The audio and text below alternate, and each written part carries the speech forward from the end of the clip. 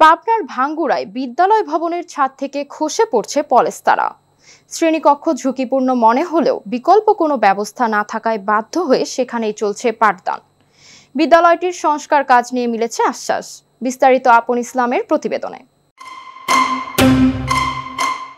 পড়াশোনা করবে শিশুরা, ভবিষ্যৎ গড়বে দেশের, কিন্তু সেই পাঠদানের স্থানটি হয়ে আছে মৃত্যু ঝুঁকির ফাঁদ। পাবনার ভাঙ্গুড়া উপজেলার অষ্টমনীষা ইউনিয়নের ঝবঝবিয়া সরকারি প্রাথমিক বিদ্যালয়ের দৃশ্য ঠিক এমনই। 1934 সালে প্রতিষ্ঠিত আর 2003 সালে নির্মিত এই বিদ্যালয় ভবন এখন ভয়ঙ্কর ঝুঁকিপূর্ণ বলেই মনে করছেন শিক্ষার্থী ও শিক্ষকরা। ছাদের পলেস্তারা খসে পড়ছে, দেয়ালে দেখা দিয়েছে ফাটল।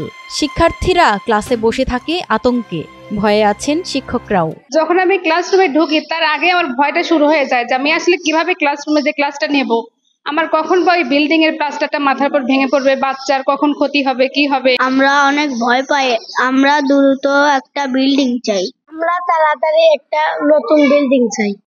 যেদিন আমাদের প্লাস্টারটি ভেঙে পড়েছিল সেদিন আমরা খুব ভয় পেয়েছিলাম।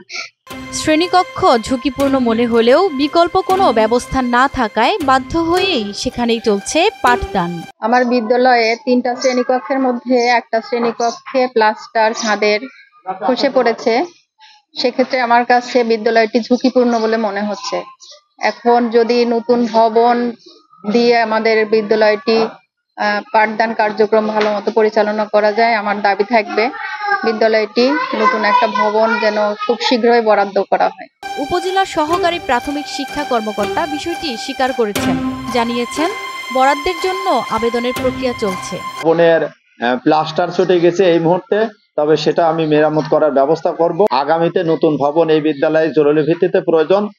আমি উপজেলা যে কোনো মিটিং এ নতুন ভবনের জন্য বিষয়টি উদ্যোগ গ্রহণ করে বিধি মোতাবেক ব্যবস্থা গ্রহণ করার জন্য ঊর্ধ্বতন কর্তৃপক্ষকে অবহিত করব।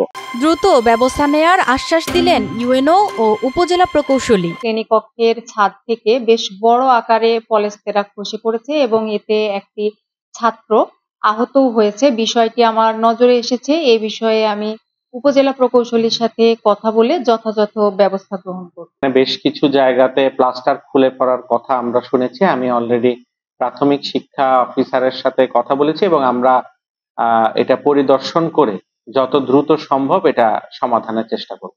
বড় কোনো দুর্ঘটনা ঘটার আগেই বিদ্যালয়টির সংস্কার কাজ সম্পন্ন হবে এমন প্রত্যাশা শিক্ষার্থী ও শিক্ষকদের।